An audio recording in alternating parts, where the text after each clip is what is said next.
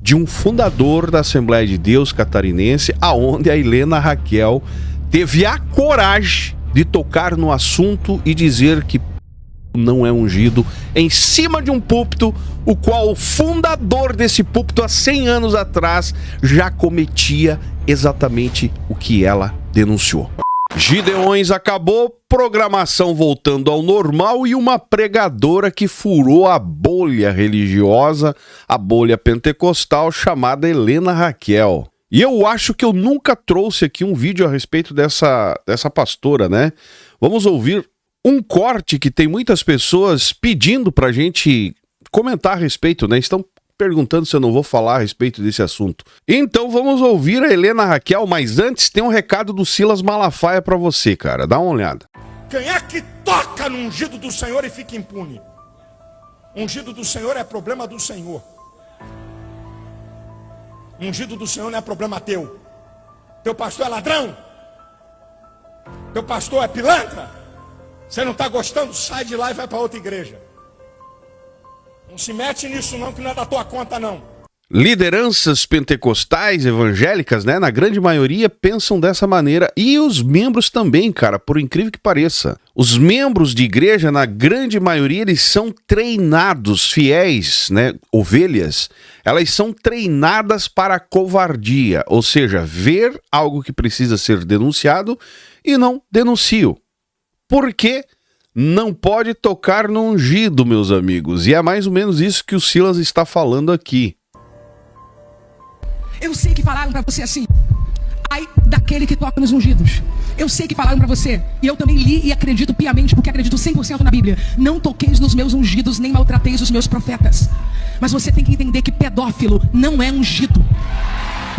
Pedófilo é criminoso, pedófilo não é ungido.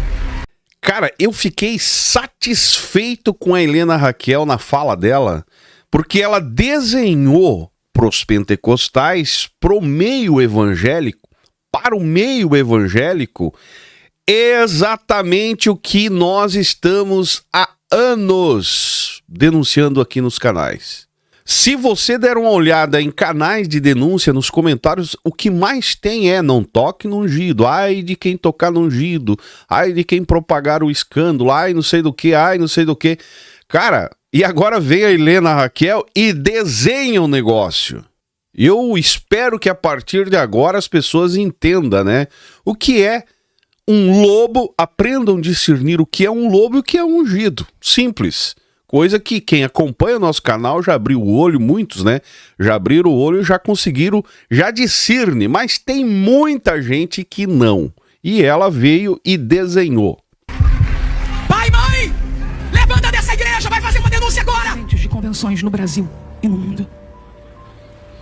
Pastores sênior de igrejas neopentecostais. Diretores, superintendentes de igrejas metodistas. Presbitério da igreja presbiteriana, líderes congregacionais. Não troque um criminoso de paróquia. Não mande esse presente embrulhado para ninguém. Não troque um criminoso que agride a esposa, os filhos, ou que é um pedófilo de paróquia, para continuar maltratando os filhos e a esposa diante das vistas de outra congregação, ou escondido quando ninguém está. E fica claro no alerta da Helena Raquel que a ideia de você denunciar não quer dizer que você é um rebelde, que é o que eles enquadram, né? Quando você cobra alguma coisa e faz uma denúncia relacionada a algo dentro do contexto evangélico, geralmente você é levado a ser visto, né? Acusado, apontado como rebelde. E é o que a grande maioria das igrejas precisam acordar, entender que uma coisa é uma coisa e outra coisa é outra coisa. Denúncia não quer dizer, ou denunciar não quer dizer que você está sendo um rebelde. Você só está fazendo um dos atributos, colocando em prática um dos atributos de Deus, que é fazer justiça, ou buscar justiça.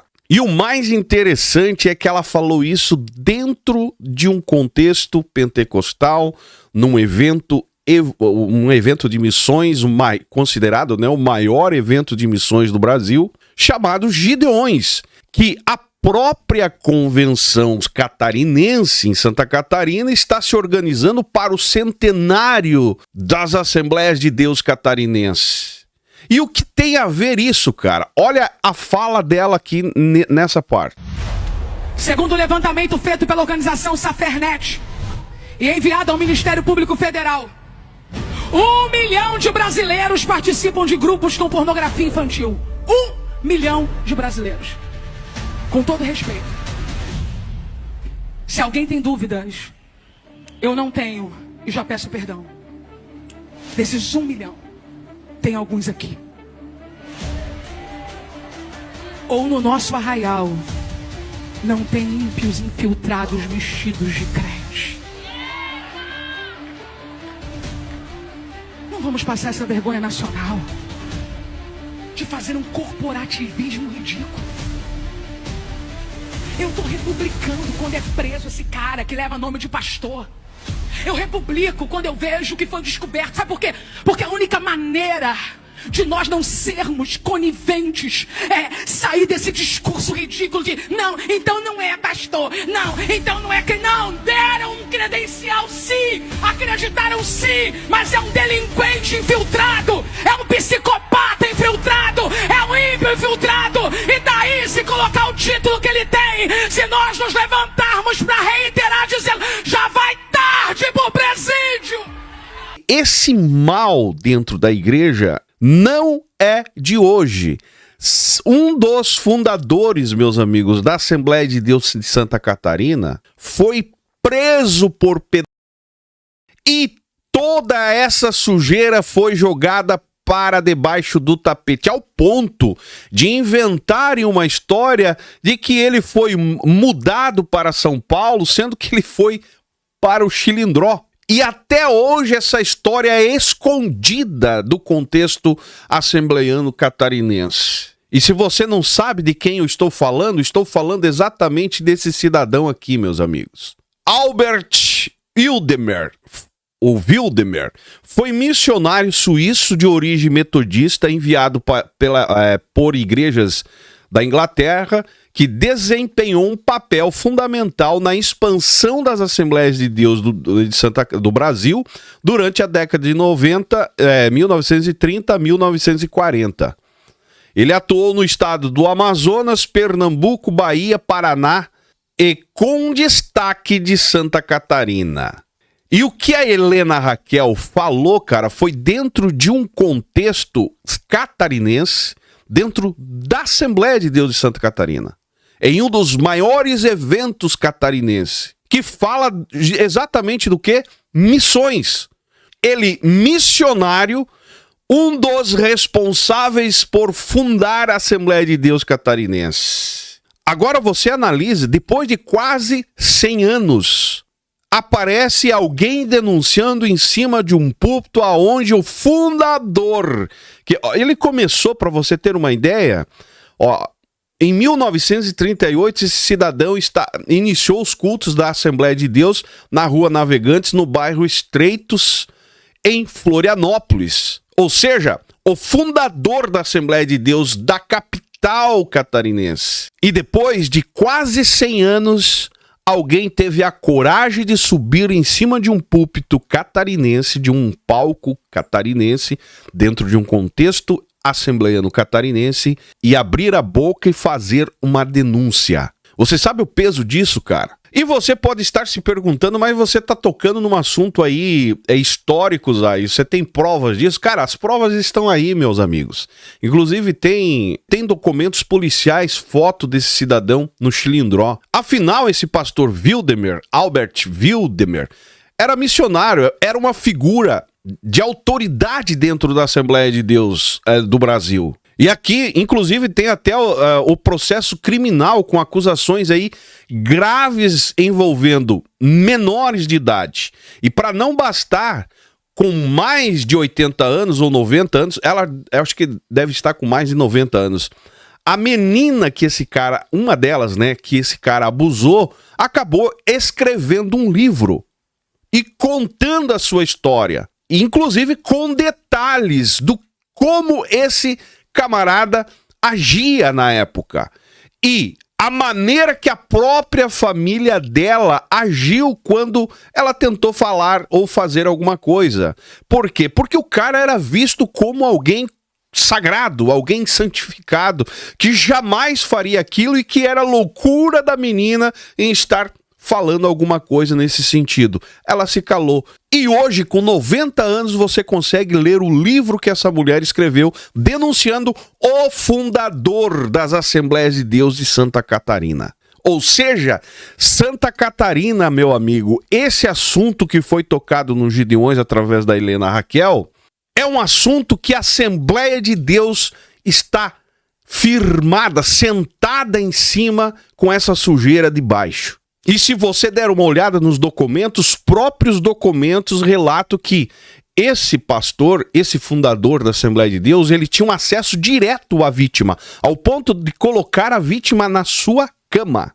Ou seja, uma convivência próxima. Se você ler os documentos, você vai ver que além dessa convivência próxima, ele tinha uma influência espiritual com a família. E usava exatamente isso como uma ferramenta para saciar os seus desejos mais perversos, demoníacos.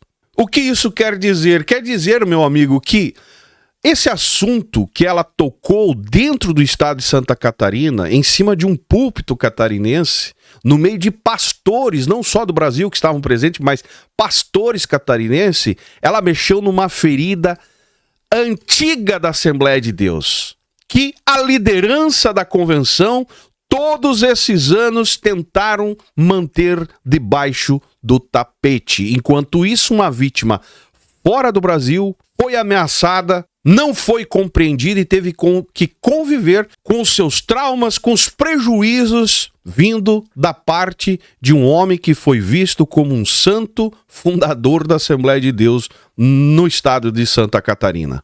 E se você olhar, cara, os materiais, tá aí, eu expondo para vocês verem, os materiais que provam o que aconteceu isso, que chega a ter cartas atribuídas a ele, com linguajar íntimo, né? Íntimo, emocional, um linguajar manipulador, o qual fica nítido, né, que tem um certo vínculo íntimo com a vítima. Ou seja, o que eu estou dizendo aqui não é uma acusação isolada, não é um caso isolado, porque nós sabemos que existe, diante de tanta coisa que recebemos, nós sabemos que existe um contexto que já é padrão comportamental, meu amigo. E o mais perturbador é que, diante de todo esse contexto, inclusive da prisão dele, que se você ler a história mentirosa da Assembleia de Deus Catarinense, você vai ver que ele foi enviado para trabalhar na CPAD em São Paulo. Não, ele foi enviado porque estavam escondendo, que é o mais perturbador, do meu ponto de vista, é que eles constroem ao redor da história, do fato em si, e muita gente entende isso como ser transparente. Não, a igreja foi transparente, ela esclareceu a saída do pastor Webert, né, que foi para São Paulo trabalhar como escritor, como um colunista na CPAD, no Jornal Mensageiro da Paz, mas, na verdade, isso é o silêncio, sendo moldado ao redor do fato em si para calar o máximo possível do assunto que, com certeza, meus amigos, essa mancha hoje teria uma outra proporção muito maior. A Assembleia Catarinense tem essa dívida com as vítimas. O que a Helena Raquel denunciou, meus amigos, muita gente acha que é casos recentes, é coisas que aconteceu recentemente. Não, cara. É um sistema que funciona desde lá de trás, há 100 anos atrás, e permanece funcionando exatamente nos dias de hoje, tudo sendo jogado para debaixo do tapete para não escandalizar a obra de Deus, porque é ungido do Senhor, não pode... Exatamente como fizeram com essa vítima desse Webert, fundador da Assembleia de Deus em Florianópolis, a qual se expandiu pelo estado de Santa Catarina. Enquanto isso, as vítimas não falam, não expõem, não tocam no assunto porque é ungido, protege a imagem, né, do líder em si, porque não pode causar escândalo, e a vítima sempre é colocada porta fora. Que se arque com as consequências para lá. Para você entender, cara, essa mulher que escreveu esse livro, filha do pastor que é da família JP Colenda, ela conta que esse Webert, pastor, fundando a Assembleia de Deus em Santa Catarina, chamava ela para deitar na sua cama, reclamando de dor no dedo, porque ele tinha vindo de uma guerra e sofreu na guerra e tinha uma constante dor num dedo.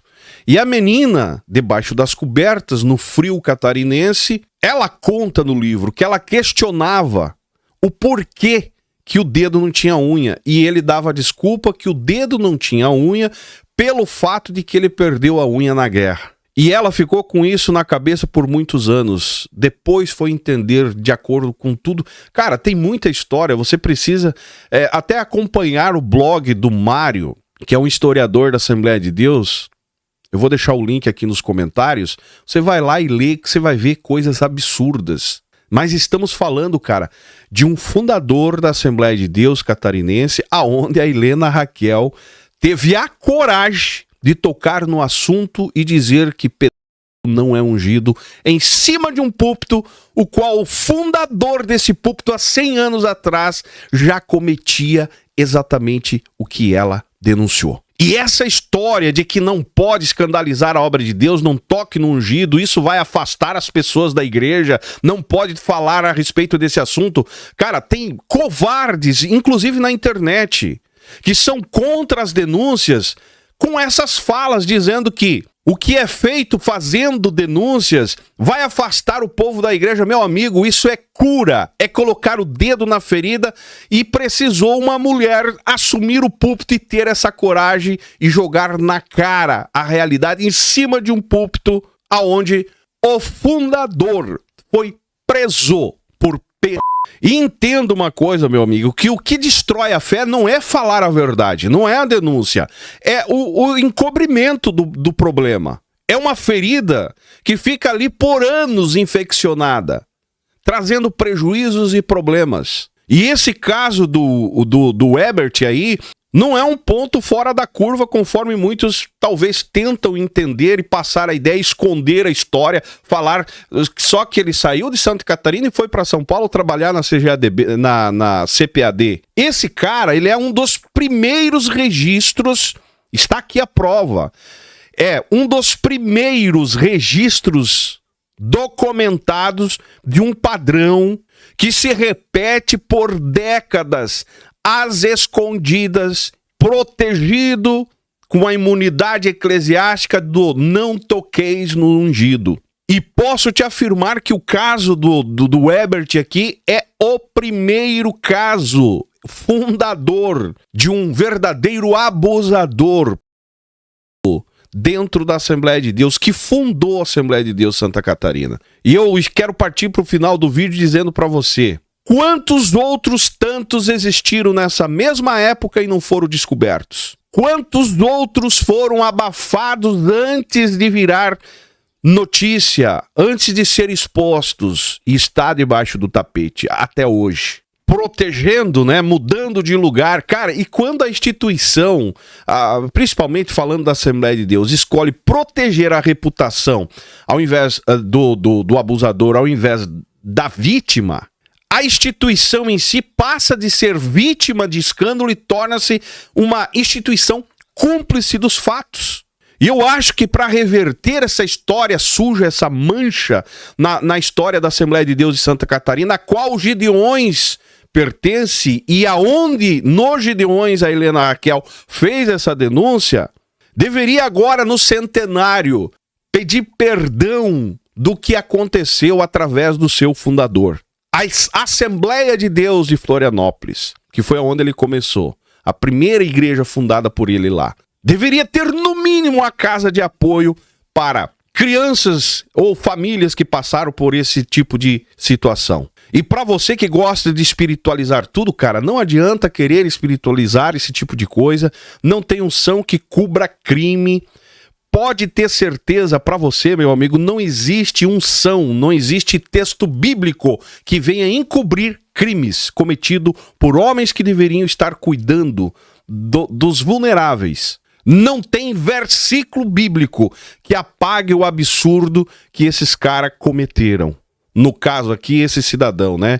Não tem altar, cara, não tem púlpito que transforme um abusador em um pregador e um homem de Deus. E no caso desse aqui, a história prova, com documentos, com história, com o relato da própria vítima, que escreveu um livro contrariando a vontade da sua família, não sendo entendida pela sua família, que também era pastores, família pastoral, que se autoprotegem, ou que se protegeram para não causar escândalo, não prejudicar o avanço, o crescimento da Assembleia de Deus. E aí eu pergunto, vale a pena crescer em cima de horrores igual a esse? Até onde valeu a pena crescer em cima de situações igual a essa? Como comemorar o centenário da Assembleia de Deus de Santa Catarina com uma história dessa que não querem tocar? E mal tocam no nome do fundador, e quando é questionado por que ele saiu do Brasil, de Santa Catarina repentinamente, não, porque ele foi trabalhar em São Paulo. É sempre a mesma história. Não era daqui, nunca foi pastor, ou teve que sair teve que sair porque tem compromisso para fora, foi mudado, transferido. Nunca assumem os problemas, sempre tentam esconder e jogar debaixo do tapete.